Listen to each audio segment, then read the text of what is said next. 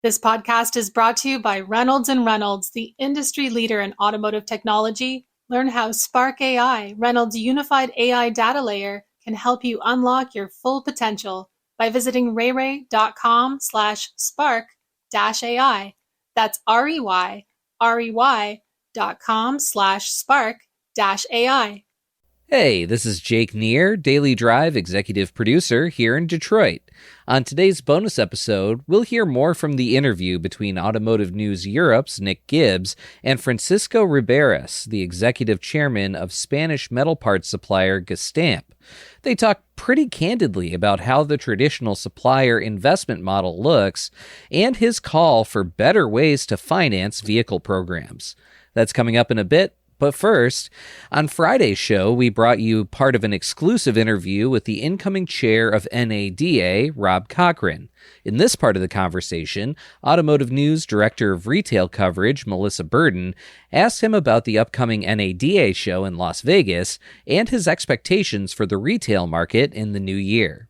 What is your outlook for the overall auto vehicle market in 2026? If you have any ideas on the SAR or sales. I'm not an economist. Most of the SAR projections that I've seen are slight declines from where we'll finish 2025. And my instinct would be to go along with that. Although, as we've gone through this, we know a lot can change in the course of a year or even a month in our industry. So at this point, as we're getting ready to start the year, the expectation would be for a good year, maybe not quite as good as what we had and experienced in 2025. You talked earlier about the franchise system and working to protect that. And I wanted to ask, I know NADA's long work to protect the franchise dealer system. What are you planning to do, in your term to continue to protect that, as we see entrants like Scout Motors? Well, as we mentioned, we've been adamant in supporting protecting the franchise system. That's one of the things we've done. And as we go back, there's been independent research that has occurred that the research finds that the franchise system is the most efficient way to deliver vehicles and create good customer experience. So we know that. It's not just us saying it. There's other research out there that has supported this. So it's clearly disappointment is too shallow of a word. It is really disturbing when we see efforts from OEM partners that we've invested with over the years to work to compete against us and directly against us with the same companies, the same people, the same lines coming except coming back against us. So NADA with the states, we will support, and we are adamantly opposed to any attempts to usurp the system. Well, let's shift gears a little bit. Let's talk a little bit about the 2026 show. What should dealers who attend the NADA show 2026 expect? It's going to be a great show. There's a Formula One theme. We've got a great kickoff event at a Formula One center in Las Vegas.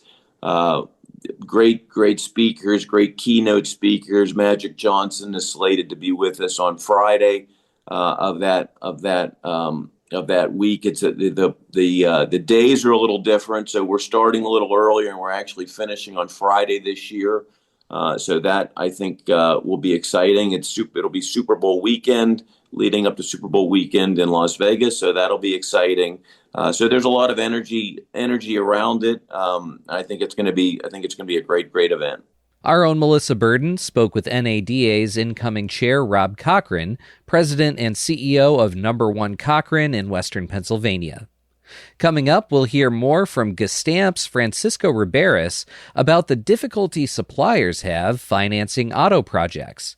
That's next on this bonus episode of Daily Drive. General Motors is ramping its autonomous driving technology, targeting a 2028 launch for its eyes-off driving system. On this week's episode of the Automotive News Shift podcast, GM's Ryan Fowler and Jason Eckelman join the show. They talk about how the automaker is rolling its former Cruise robotaxi unit into its Super Cruise team and its ambitions for self-driving tech. Cruise is bringing their expertise and just raw horsepower in embedded AI modeling. I'm Molly Boygon.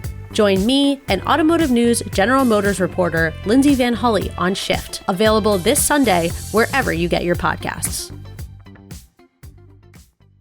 When your AI tools are siloed, lost data, duplicate entries, and confusion are inevitable.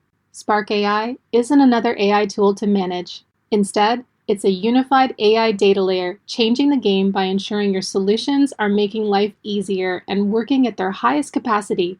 Don't miss Spark at NADA. Watch Ray, our new AI assistant, bring everything together in one intuitive command center for smart, fast decision-making. Ray answers your questions at any time, providing instant messaging, insights, help videos, or live support. Instantly analyze your sales history and market trends, or generate a sales report with one prompt. You can even ask which cars to buy at auction today for the best return. Schedule an appointment at our booth for everything from a short demo to a full retail management system demonstration using our core AI products. Visit rayray.com/NADA. That's REYREY.com/NADA. Welcome back. On Wednesday, Gestamp's Francisco Riberas talked about the immediate pressures facing suppliers, tariffs, EV program slowdowns, and policy whiplash. Today, we're sharing more from that conversation, where Riberas gets into something you don't often hear executives discuss publicly, the breakdown of the traditional supplier investment model, and why the industry needs a new way to finance vehicle programs. He spoke with Automotive News Europe editor Nick Gibbs. The car makers find it difficult to predict what's going to happen because they don't know what the demand is, but also what the price they should be fixing their car at. I mean, how do you help with that? How do you help with their need to be more flexible on the price in case some competitor has come from China and is undercutting them? Well, I understand that their job is difficult, but the job as a supplier is also very difficult because we are even receiving the pressure from them every year to reduce the cost, no? Yeah. So usually that was not the case. I mean, we need to have we need to rely on our customers. They need to do all their plannings and all their different studies. They are investing huge amount of money, and we need to follow. Yeah. Whenever they are asking us to do a commitment, they need to be, then they are responsible for this kind of commitments.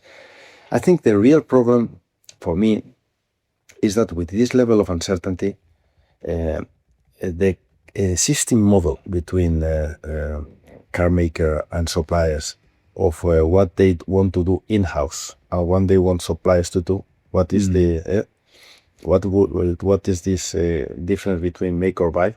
Yeah, it's going to be different because if today the only model is I have this plan to manufacture a vehicle, I decide that I do this half part in-house and then the rest I buy.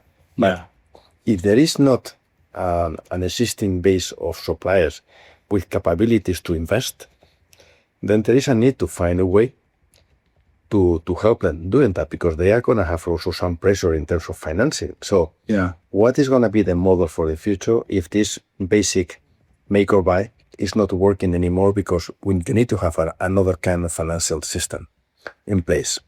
Okay, another kind of, a sort of partnership. Yeah, I mean, we're seeing that more and more with the tech companies. Is that going to, but you're not seeing it in sort of hardware. We need to find other ways. I mean, if today they decide to do it in-house, our customers invest 100%. If there is a supplier doing that, the supplier is investing 100%. Okay. If in the last year the supplier base is not very healthy and the financial system is a little bit difficult in order to give money to the players, how you are going to finance the new projects, the new vehicles. Yeah. So probably there has to be new ways of financing in place. Today, there's not too much asset financing in this sector like we have it in other kind of sectors. So probably things should be able to change a little bit, because today the reality is that the automotive sector is not the most attractive for the banks. No. So it's not going to be easy to supply for the next products to come. So who provides this financing then? Okay. Today is the car makers have their own money and they have been healthy so far, but the suppliers do their own. I mean, we need to finance our own investments. Okay. But if for the future we are a little bit stuck with the old programs, which volumes are not coming, how we are going to finance the future? Right. So this kind of balance, it would make another kind of agreements between OEMs and suppliers. Automotive News Europe's Nick Gibbs spoke with Gestamp Executive Chairman Francisco Riberas. You can read more about that interview on autonews.com. Quick note, this is the last bonus episode for Daily Drive of 2025. Throughout this week and next, we'll be bringing you our Year in Review series, covering all of the biggest stories and trends from each corner of the auto industry. We're kicking things off on Monday with the automaker team at Automotive News with a specific look at Ford and Stellantis. You're not going to want to miss those episodes. Thanks for listening to this bonus episode, and we hope you have a happy and healthy holiday season and new year.